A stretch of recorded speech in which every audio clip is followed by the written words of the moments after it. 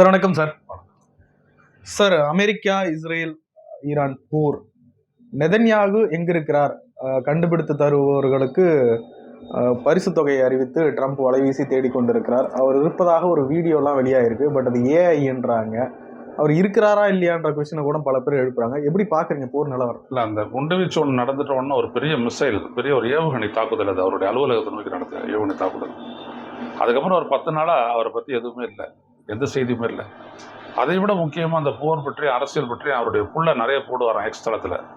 அது ஒரு 9 நாளாக அது இல்லையா. இன்றைக்கி திடீர்னு பார்த்தீங்கன்னா ஒரு காஃபி குடிக்கிற மாதிரி டிஷர்ட்டில் ஒரு படம் வந்துருக்குது. அவ்வளோ தூரம் நல்லா இருக்கிற நீங்கள் எவ்வளோ பேசியிருக்கலாம். நீங்கள் எவ்வளோ பேசுவீங்க? ஒரு நாளைக்கு 3 முறை பேசுவீங்க. ஏன் லெபனான் மேலே குண்டு வீசுகிறேன், ஏன் காசாவை அழிக்கிறேன், ஏன் ஈரானை அடிக்கணும் அப்படின்றத நியாயப்படுத்தி ஒரு நாளைக்கு 3 பேட்டி கொடுக்குறவர் இவர் ஏன் ஒரு 9 நாளில் ஒரு பேசாத இருந்தார்? எங்கே இருந்தார்? புரியுதுங்களா? அதனால இதெல்லாம் வந்துட்டு பழைய கதை. அதெல்லாம் இதுக்கெல்லாம் யாரையாவது நீங்கள் காட்டினீங்கன்னா இவர் ஒரிஜினலாக ஏஐயா இல்லாட்டி ஃபோட்டோஷாப்பா அப்படின்னு 3 கேள்வி கேட்பான். அப்படியாப்பட்ட காலத்தில் அவர் நிற்கிறார். அவர் விட்டேன் என்னது, இதுவரை எதிர்கொள்ளாத ஒரு தாக்குதலை ஈரானிடமிருந்து அல்லது எந்த ஒரு எதிரிடமிருந்தும் எதிர்கொள்ளாத தாக்குதலை இஸ்ரேல் எதிர்கொண்டு இருக்கிறது. டெல் அவீவ் என்கின்ற ஒரு நகரம் இன்னைக்கு ரபுலா கிடக்குது. பில்டிங்லாம் தூளாகி ரபுலா கிடக்குது. அங்கே இருக்கிறவன் சொல்கிறான், நான் காசால நடக்கிறேன்னா இஸ்ரேல் நடக்கிறான்னு தெரில அப்படின்றான். தலைநகரம். அங்கே இருக்கிற மக்கள் வந்துட்டு அண்டர் கிரவுண்டில் வாடுறாங்க. ஒரு சைரன் ஒழிச்சோடனே அண்டர் கிரவுண்ட். சைரன் ஒழிக்காத நேரமே கிடையாது. அது ராத்திரி ஆச்சுன்னா ஒரு தீபாவளி மாதிரி கொளுத்தி விடுறான். மெயினான காரணம் இவங்களுடைய அயன் டாம் செயலிழந்து விட்டது. அதால் தடுக்கக்கூடிய எபிலிட்டி இல்லை. 5 வந்ததுன்னா 3 தடுக்குது, 2 லேண்ட் ஆகுது. என்ன பண்ண முடியும்? கிளஸ்டர் பாம்ஸு வந்து உழுதுகிட்டே இருக்குது. வெடிச்சதுன்னா அப்படியே 100 பிரிஞ்சு வந்துட்டு தாக்குது. என்ன பண்ண முடியும்? அந்த மாதிரி ஒரு நிலை. இதில் அமெரிக்கா நிலை இன்னும் மோசடி. நீங்கள் நல்ல வேளை இந்த கேள்வியை கேட்டீங்க. இன்னைக்கு பார்த்தீங்கன்னா ஈரானுடன் நடக்கக்கூடிய போர், ஈரான் மீது தாக்குவதற்கு எதுவும் இல்லை. அந்த காருக்கு ஐலண்ட் அதை வேற நான் தாக்கிட்டேன், அதனால் ஒன்றுமே இல்லை அப்படின்னு சொன்னார் இவர் ட்ரம்ப். சொல்லிட்டு சொல்கிறாரு, நேட்டோ வந்துட்டு இந்த போரில் இறங்கணுன்றாரு. அதான் ஒன்றுமே இல்லையா, அப்புறம் நேட்டோவை அழைக்கிறாங்க. அழைச்சிட்ட உடனே யூகேனுடைய பிரைம் மினிஸ்டர், இங்கிலாந்தினுடைய பிரைம் மினிஸ்டர் ஸ்டாமர், அவர் என்ன சொல்லிட்டார் அப்படின்னோம்னா, இந்த போர் விரிவடைய நாங்கள் வரல, இதில் நாங்கள் பங்கேற்க மாட்டோம். இன்னைக்கு சொல்லிட்டாரு, அவங்களோட கலக்க மாட்டோம். உடனே ட்ரம்ப் சொல்கிறாரு, இது பெரிய ஆபத்தை ஏற்படுத்துன்றாரு. நீ இங்கிலாண்டை கேட்டுக்கிட்டு நேட்டோ அலிஸை கேட்டுக்கிட்டு அந்த போருக்கு போன, நீ இஸ்ரேல் நீங்கள் திடீர்னு முடிவெடுத்தீங்க, குண்டு போட்டீங்க, ஈரானுடைய தலைவர் அலி கொமேனியை அழிச்சிங்க, அவ்வளோதான், வேற ஒன்றுமே இல்லை. இதை யாரை கேட்டு முடிவெடுத்தீங்க? நீங்களாம் முடிவெடுத்து செஞ்சீங்க. அதுக்கப்புறம் அவன் திருப்பி அடிக்க ஆரம்பித்தான். இப்போ பலமாக அடிச்சுட்டு இருக்கிறான். இப்போ வந்துட்டு சீனாவும் ரஷ்யாவும் வடகொரியாவும் ஈரானுக்கு ஆதரவாக இறங்கிட்டாங்க. பின்னாடி ஆர்ம்ஸ் கொடுக்கறது, மிசைல் கொடுக்கறது வரைக்கும் இறங்கிட்டாங்க. இப்போ எந்த இடத்துல போய்ட்டு நீ போற நிறுத்துவ? அப்புறம் அந்த ஹார்ம்ஸ் ஸ்ட்ரெயிட் எண்ணெய் வழி, அதை வந்துட்டு யாரும் தடுக்க முடியாது, நான் பாதுகாப்பு கொடுப்பேன். கொடுக்க முடிஞ்சுது அவனால? ஒரு ஷிப்பு நவுத்த முடிஞ்சுது அவனால? எண்ணெய் கப்பலை முடியல, அவ்வளோதான். இப்போ அவன் சொல்லிட்டான், அமெரிக்காவுடைய ஷிப்பை தவிர மற்ற எல்லா ஷிப்பும் போகலாம், எல்லாருக்கும் நான் என்ன தரேன், ஆனால் அமெரிக்கா ஷிப் போகக்கூடாதுன்றான். இப்போ கூட ஒன்றும் பண்ண முடியல அவனால. ஸோ போர் திரும்பிடுச்சு, நேருக்கு எதிராக போயிடுச்சு. ஒரு போரில் ஒரு நாணயமான இலக்கு இருந்துச்சு அப்படின்னோம்னா அது வேற. போன முறை என்ன சொன்னேன், அங்கே அணு ஆயுதம் இருக்குன்னு சொல்லிட்டு தாக்குதல் நடத்துறேன். ஆனால் திருப்பி அவன் பதிலடி தாக்குதல். உன்னுடைய நிலைகள் எல்லாம், மிடில் ஈஸ்டில் இருக்கக்கூடிய அமெரிக்காவினுடைய நிலைகள் எல்லாம் வந்துட்டு தாக்கினான். தாக்கின உடனே என்ன பண்ணிட்டாங்க, ஒரே நாளில் போர் நிறுத்த அறிவிச்சது அமெரிக்கா. இப்போ அது இல்லை, இப்போ கம்ப்ளீட்டாக அழிக்கவே அழிச்சிட்டான். இன்னைக்கு கூட துபாயினுடைய ஒரு எண்ணெய் இருப்பு குதம்பை மேலே வந்துட்டு ட்ரோன் தாக்குதல் நடத்தப்பட்டிருக்கு. எரியுது, பற்றி எரியுது, ஏர்போர்ட்டுக்கு பக்கத்துலேயே பற்றி எரியுது. என்ன பண்ணுவீங்க? ஸோ அவுட் ஆஃப் கண்ட்ரோல் போயிடுச்சு. இதுக்கு என்னைக்கு வந்துட்டு நீங்கள் அமைதி பேச்சுவார்த்தை நடத்துறது, என்னைக்கு வந்துட்டு போர் நிறுத்தம் பண்ணுறது, வழி இல்லாத தவிக்கிறாங்க. இப்போ வடகொரியா சொல்லுகிற செய்தி என்ன சார்? இப்போ பிளாஸ்டிக் ஏவுகணை சோதனை நடத்துகிறாங்க. வடகொரியா பொறுத்த வரைக்கும் இதில் இறங்குச்சு அப்படின்னோம்னா அது அமெரிக்காவுக்கு எதிராக தான் இறங்கும். அது வரைக்கும் அவனுடைய அம்யூனிஷன் ஃபுல்லாக ஈரானுக்கு தருவான். அவங்களுக்கு என்னன்னா ஈரானோட தங்களுடைய நட்புறவை வந்து பலப்படுத்திக்கிறதுக்கு ஒரு வலிமையான காரணம் 12% கச்சா இருப்பு வந்துட்டு இருக்கு. உலக மொத்த இருப்புல 12% இருப்பு அவங்ககிட்ட இருக்குது. அவங்ககிட்ட வந்துட்டு இயற்கை எரிவாயுக்கோ இல்லை இதுக்கோ எந்த விதமான தட்டுப்பாடும் கிடையாது. கச்சாவுக்கு தட்டுப்பாடு கிடையாது. அவனுக்கு உதவுவதன் மூலமா அவங்ககிட்ட இருக்கக்கூடிய கச்சாவை முதல் ப்ரியாரிட்டியா சைனாவும் நார்த் கொரியாவும் வாங்கிக்க போறாங்க இல்லையா? பிரீமியர் ரேட்டு ஒன்றும் கிடையாது. அவங்க வழி பண்ணிக்கிட்டாங்க. இவனுக்கு ஒன்றும் கிடையாது. எவ்வளோ ஆம்சம் வேணாலும் வாங்கி வச்சுக்கிட்டு கச்சா வித்தா பண்ணிடுவான். அவ்வளோதான். இது சர்வதேச அளவில் இந்த பிரச்சனைகளால இந்தியாவில் இந்த சிலிண்டர் தட்டுப்பாடு அது 9 நாள் ஆகுதுன்ற மாதிரி போச்சு.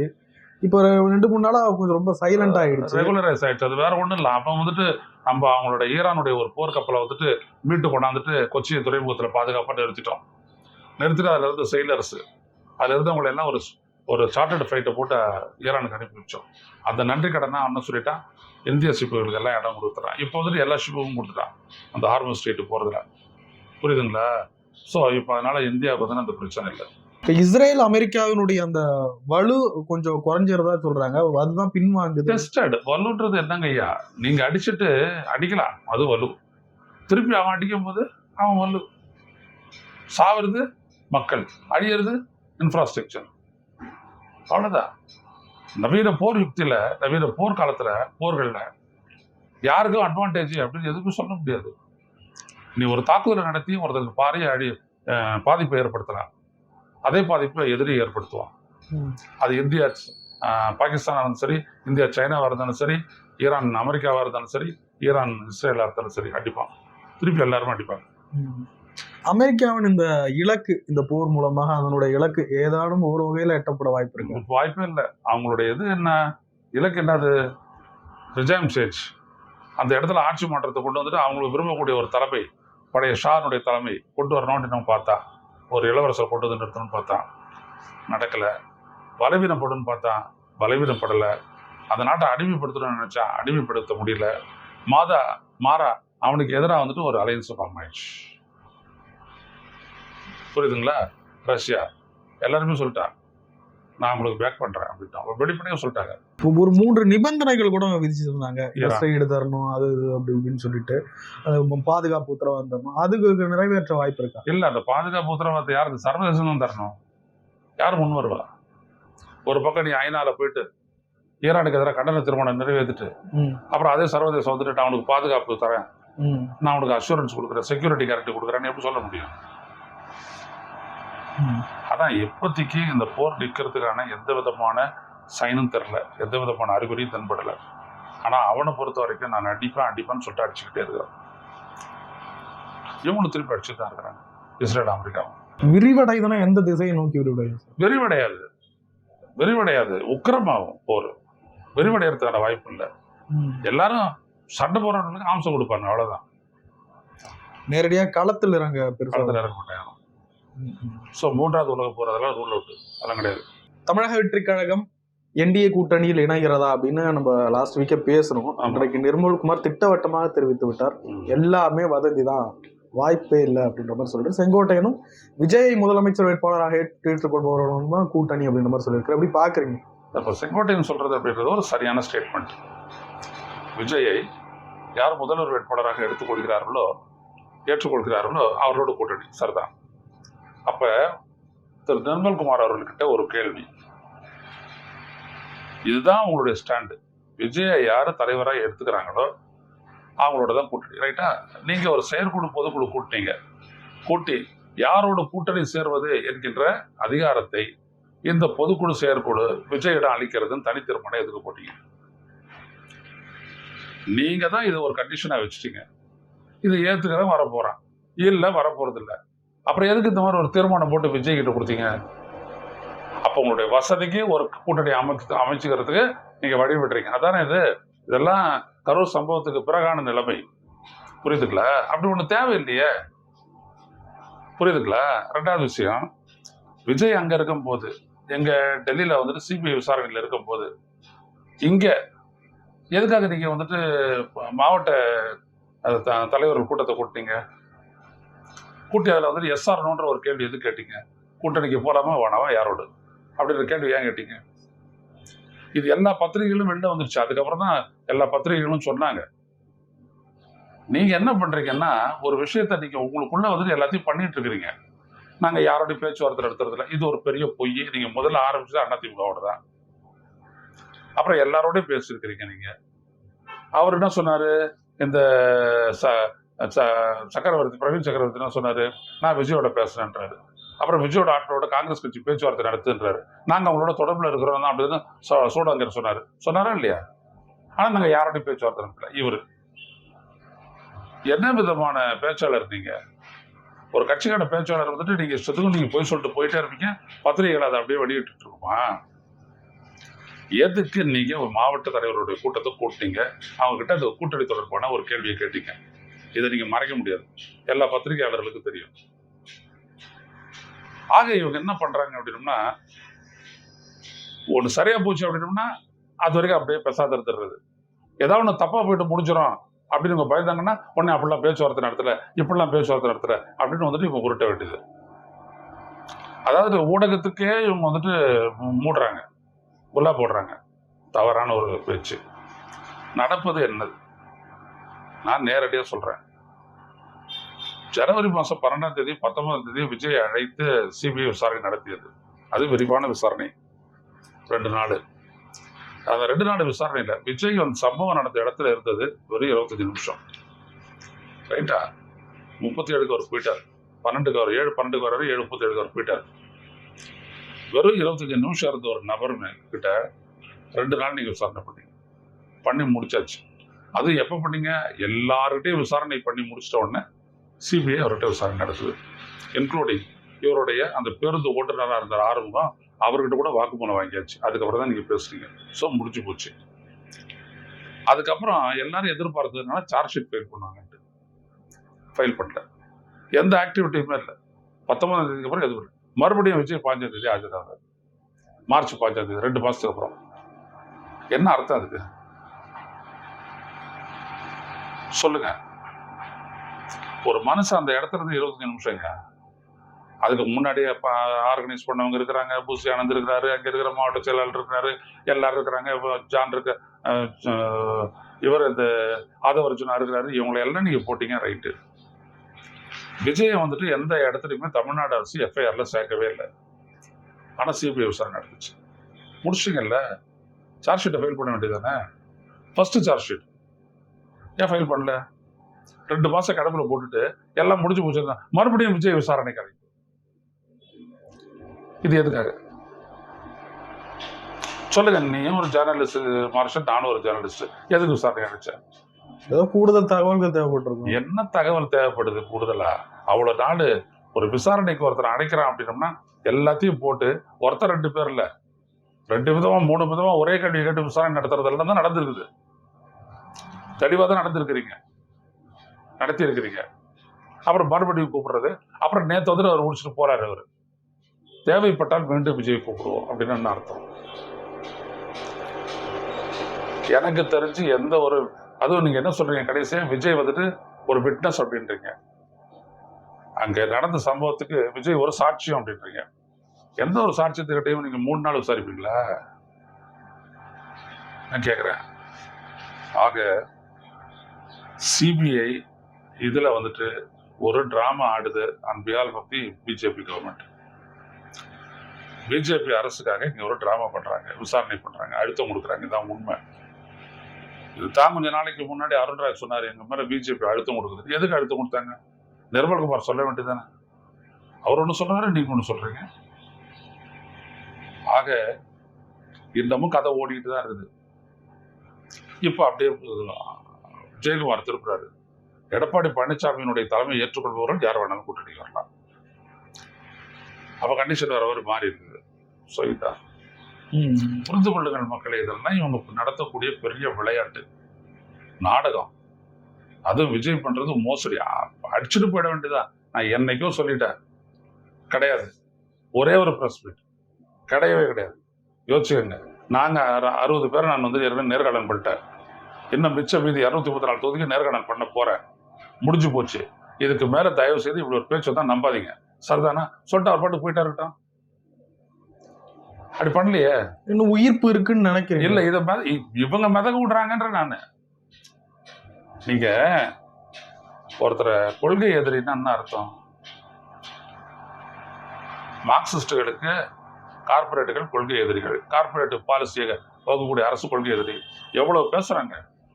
திமுக பாசிசத்துக்கு எதிரானது எவ்வளவு பேசுது? விடுதலை சிறுத்தைகள் பாசிச எவ்வளவு பேசுறாங்க? நீங்க மட்டும் எதிரின்னு சொல்லிட்டு எதுவுமே பேச மாட்டீங்களாம். அப்ப அவட சொல்லியிருக்கான் அவன் எதிரிட்டு. அப்படியாப்பட்ட எதிரி வந்து நாங்க விளையாடினா எங்க திருப்பரங்குன்றத்துல பேச்சு மூச்சு இல்லை. ஆக விஜயனுடைய ஒரு மோசடி அரசியலினுடைய இன்னொரு முகம்தான் இதெல்லாம் வதந்தின்னு சொல்றது. கிளப்பி விடுறதே இவங்க தான். விஜய் வாயால சொன்னா மட்டும்தான் நம்ப முடியும். விஜய் வாயார சொன்னாதான் வந்துட்டு அவங்க உண்மையா இருக்கிறாங்கன்றதுக்காக ஓரளவுக்கு ஒரு அர்த்தம் இருக்கும். விஜய் வாயார சொல்லிட்டு தானே எவ்வளவு நடந்துச்சு. விஜய் வாயார சொன்னாரு அவங்க வந்துட்டு எதிரிகள் அப்படின்ட்டு. வாயார சொல்லிட்டு தானே அதுக்கப்புறம் வந்து கரூர் சம்பவம் நடந்து முடிச்சிட்ட உடனே எனக்காக பேசிய அரசியல் நண்பர்கள் அனைவருக்கும் நன்றின்னு சொன்னாரு. 3 நாளுக்கு அப்புறம் சொன்னாரா இல்லையா? எடப்பாடி பழனிசாமி பெருசா இன்ட்ரெஸ்ட் காட்டல. அவர் காட்டலைங்க, பிஜேபி காட்டுதா இல்லையா? அது சொல்லுங்க. பிஜேபி முடிவு தான் முக்கியமா? பிஜேபி முடிவு தான் முக்கியமானது. பிஜேபி முடிவு முக்கியம் இல்ல, பிஜேபி ஏன் எடுக்கிறான்? வெற்றி தானே கூட்டணியினுடைய இலக்கு. அதுதானே இருக்குது விஷயமே. உங்களுக்கு கேண்டிடேட்ஸ் இருக்கிறாங்களா? 9ஆம் தேதி நேர்காணல் நடத்துறீங்க, 10ஆம் தேதியா நடத்தல, 11ஆம் தேதி நடத்தல, 12ஆம் தேதியா நடத்தல, 13ஆம் தேதியா நடத்தல, 14ஆம் தேதி தான் போடா இவர் ஏர்போர்ட்ல போட்டாரு, ஃபிளைட்டை பிடிச்சிட்டு போனார் டெல்லிக்கு. ஏன் நடுவில் 4 நாள் பண்ணல? சொல்லுங்க நான் பார்ப்போம். விஜய்க்கு எந்த ஒரு நிர்பந்தமும் இல்லை. பிஜேபி வளைத்து வளைத்து வளைத்து வளைத்து குறி வைத்துக் கொண்டிருக்கிறது. இது பிஜேபி இதை செய்யும். பிஜேபி இதை செய்யும். நம்மளுக்கு தெரியும் பிஜேபிக்கு தமிழ்நாட்டில் ரூட் கிடையாது. அவங்க வந்துட்டு எடப்பாடி பழனிசாமியோட கூட்டணி வச்சிருக்காங்க. அதை வச்சுட்டு திமுகவை எதிர்கொள்ள முடியாது. ஸோ இன்னொரு கட்சியை எடுக்க பார்க்குறாங்க. ஸோ அவங்க அதை செய்வாங்க. புரியுதுங்களா? அதுக்கு அதிகாரத்தை பயன்படுத்துறாங்க. நான் என்னோட கேள்வி என்னன்னா, சிபிஐ நீ யாரு? நீ 41 உயிர் முக்கியமா? அந்த கூட்டணிக்கான அந்த டாபர் வேலையை நீ செய்யறியா? சொல்லு. நான் ரொம்ப விவரமா தான் நான் கேட்கிறேன், உணர்ந்தே கேட்கிறேன். உன் வேலை என்ன வேலை? நீ இதுதான் பண்றன்னா அப்ப அந்த 2 நாள் என்னையா 25 நிமிஷம் மட்டுமே இருந்த ஒரு நபர் மேல 3 நாள் விசாரணை எடுத்திருக்கீங்க. நேற்று 7 மணி நேரம். சொல்லுங்க, நீங்க விளக்கி சொல்லுங்க, எப்படின்றது விளக்கி சொல்லுங்க. இல்ல விஜய்க்கு இதையும் தாண்டி இருக்குது, அவருக்கு ஃபண்ட் எங்கேருந்து வந்துச்சு, 85 கோடி அக்கௌண்ட்ல வந்துருக்குது, இப்போ என்ன சொல்றாங்களே அந்த மாதிரி ஏதாவது விசாரணை அப்ப சொல்லு. அதுக்கு எவ்வளவு நாள் ஆகுது? உங்களுக்கு தெரியாதையே அந்த அக்கௌண்ட்ல வந்து பணம் வருமா? ஆர்பிஐக்கு தெரியாதையே பணம் வருமா விஜய் அக்கௌண்ட்டுக்கு? சொல்லுங்க. எல்லாம் ஏமாத்து நடக்கிறது அரசியல். பிளாங்கா நான் சொல்றேன், பாலிடிக்ஸ் வேற ஒண்ணும் இல்லை. அங்க நல்ல விசாரணை இருந்துச்சுன்னா விஜய் சிரிச்சுக்கிட்டே உள்ள வந்துட்டு போற ஏதோ ஒரு மகிழ்ச்சி. என்ன மகிழ்ச்சி? மீண்டும் ஒண்ணு கூப்பிடுவேன்னு சொல்றான் பின்னாடியே. அங்கிருந்து தேர்தல் பிரச்சாரத்தை ஆரம்பிக்கிறாரா? டேட் அங்கே அதான் சொல்றேன் நான். எல்லாம் சிரிப்புங்க. நம்மளை ஏமாத்த பாக்குறாங்க. ஏமாறதுக்கு யாருங்க தயாரா இல்ல. பார்ப்போம். 234 தொகுதிக்கு தாவேகா தயாராகவில்லை என்பதுதான் உங்களுக்கு கருத்தா? இல்ல அதெல்லாம் கிடையாதுங்க. அவங்க அரசியல்லே இல்லை. அதான் உண்மை. அரசியல் இருக்கிற கட்சி. இப்போ நீங்க எந்த இடத்துல இருக்கீங்க? உங்களோட ஆபீஸ் எங்க இருக்குது? அசோக் நகர். அசோக் நகர்ல யார் இருக்காங்க? வந்துட்டு அண்ணா தாவேகாவுடைய சொல்லுங்க, கட்டமைப்பு இருக்கா? எதுவுமே இல்லை. ஒரு கொடி ஒண்ணுத்தை ஏத்தலைங்க. ஒருத்த குச்சியை நட்டு ஒரு கொடி ஒண்ணுத்தை ஏத்தி புசியானது பேசுறாரு அப்படின்னு ஒரு செய்தி இருக்குதா? ஒரே ஒரு அந்த விக்கிரவாண்டியில ஏத்துற ஒரு கொடியோட சரி. அதுக்கப்புறம் வேற எங்காவது கொடி ஏத்திருக்கிறாங்களா அவங்க? நீங்களும் போறீங்க வரீங்க, நீங்க சொல்லுங்க. ஊருக்கெல்லாம் போயிட்டு வரீங்க, சொல்லுங்க. எல்லாமே இவங்க வந்துட்டு ஒரு கட்சியை நடத்தல. ஒரு சிங்கிள் எஜெண்டா. திமுக வந்துட்டு டிஸ்கிரெடிட் பண்ணணும். திமுக கிட்ட இருந்து தலித்து கிறிஸ்டின் முஸ்லீம் ஓட்டுகளை பிரிக்கணும். 2 ஃபெயிலியர். அவ்வளவுதான். இப்போ அவனுக்கு ரசிகர்கள் இருக்காங்க, விஜய்க்கு ரசிகர்கள் இருக்காங்க. அந்த ரசிகர்களை எப்படி பயன்படுத்திக்கலாம் அப்படின்னு பிஜேபி யோசிக்கிறான். தப்பு இல்லையா? அவன் அப்படிதான் யோசிப்பான். பிஜேபி எவ்வளவு பேரை மொழிக்கு தண்ணி குடிச்சவர் அமித்ஷா, இவரே மொழிக்கு தண்ணி குடிக்க பாக்குறாரு. அதுல இருந்து எஸ்கேப் ஆகலாம் விஜய். எனக்கு அரசியல் இல்லாத போகுது. சரிதான், நீ தனியா நின்று தோத்து அவங்களுக்கு தோத்து திமுக மீண்டும் ஆட்சி வந்ததுன்னா அப்புறம் ஏது உங்கள்கிட்ட அரசியல்? உனக்கு அரசியல் இருக்கா? இல்ல எடப்பாடி பழனிசாமியின் அனுமதி இல்லாம பாஜகவும் முடியாது விஜய் முடியாது. அதான் நீங்க சொல்றது கரெக்டான இடம். எடப்பாடி பழனிசாமி இல்லாம, ஒப்புதல் இல்லாம விஜய் அங்க போக முடியாது. அதுதான் இங்க பிரச்சனையா இருக்கலாம். விஜய்க்கும் அது பிரச்சனை இல்ல, விஜய்க்கு பேசிக்கா விருப்பம் இல்ல. இல்ல விருப்பம் இல்லை அப்படின்றதெல்லாம் சொல்றதுக்கெல்லாம் இல்லைங்க, எதுவும் இல்லை. கட்டியா அந்த நான் தான் உங்ககிட்ட கேட்கறேனே, யாருக்காக நீ வந்துட்டு அந்த கூட்டணிக்கு செல்லக்கூடிய அதிகாரம் தலைவருக்கு அளிக்கப்படுகிறது? நீ செயற்கூட பொதுக்கூட கூடி பேசுற நீ கலைப்பு அப்பவே தானே பேசிட்டு இருக்கிறோம் நம்ம. ஏன் சொல்லல? எனக்கு ஏமாத்துறாங்க அவங்க. they are deceiving the people. இவ்வளவுதான், வேற ஒண்ணுமே இல்லை. என்ன நடக்கும் பொறுத்துறது பார்ப்போம். இந்த ஒரு முடிவு நீங்க சொல்றீங்களா, இது எல்லா கட்சியும் வழக்கமா இருக்கிறது தானே? எந்த முடிவு? தலைவருக்கு முழு அதிகாரத்தையும் வழங்குவது இல்லைங்க. தலைவருக்கு முழு அதிகாரத்தையும் வழங்குவது அப்படின்றது விஜயை பொறுத்த வரைக்கும் ஒண்ணுமே கிடையாதுன்ற நான். ஏன் விஜயனுடைய தலைமையை ஏற்றுக்கொண்டு வருபவர்கள், விஜய் முதல்வராக ஏற்றுக்கொண்டு வருபவர்கள், அதான் முடிஞ்சு போச்சு. அதான் தீர்மானம். அதுவரை என்னது இன்னொரு தீர்மானம்? விஜயனுடைய முதல்வராக ஏற்றுக்கொண்டாங்கன்னா அப்ப பிஜேபி தான் சேர்த்துக்குவாங்க. அதானே கொள்கை இதெல்லாம் பறக்க விட்டுருவாங்களா? என்ன பதில்? தமிழக வெற்றி கழகத்துக்கு எது நலமான முடிவா இருக்கும்னு நீங்க நினைக்கிறீங்க சார்? தமிழக வெற்றி கழகத்துக்கு நலமான முடிவு எதுன்றது நம்ம சொல்ல தேவையில்லை. நம்ம அது கிடையாது. நம்ம விமர்சகன். நம்ம தமிழ்நாட்டினுடைய நலம் விரும்பி. இல்ல விஜய் ஒரு கொள்கை ஒரு நோக்கத்தோட இறங்கி எந்த நோக்கமும் இந்த விஜய் இதுல. அதான் நான் சொல்லிட்டேன். சிங்கிள் தமிழ்நாட்டை மாத்தணும், முதலமைச்சர் ஆகணும், எல்லாத்தையும் திருப்பி நீங்க கேட்டுட்டீங்கன்னா உண்மையாடுமா சார் அவர்கிட்ட? இங்கேருந்து போகும்போது இங்க எல்லாம் வந்துட்டு மது விலக்குன்னு சொல்றவன் 1 லிட்டர் பாட்டில் விஸ்கி எடுத்துட்டு ஏறுறான் ஃபிளைட்ல. அது சார்ட்டர்டு ஃபிளைட் இருக்கிறதுனால நம்மளை விசாரிக்க மாட்டாங்க, விட்டாங்க போல அவங்க. ஏன்னா அதுவும் இன்ஃப்ளேமபிள். அது அவங்க கூட இருக்கிற பூச்சாளருக்கு தெரியல, இதெல்லாம் கொண்டு போக கூடாது அப்படின்ட்டு. காசு இல்லாதவங்களா இவங்க தனி ஃபிளைட்ல போறாங்க 5-6 பேர். இவங்க தமிழ்நாட்டு நலனில் வந்துட்டு அக்கறை கொண்டவங்கன்னு வேற நீங்க என்கிட்ட பேர் சொல்றீங்க. எதுவுமே இல்லை சார். நான் மோசடி, இவங்க ஏமாத்துறாங்கன்ற வார்த்தையை நான் பயன்படுத்துறேன். நல்லா கவனிக்க.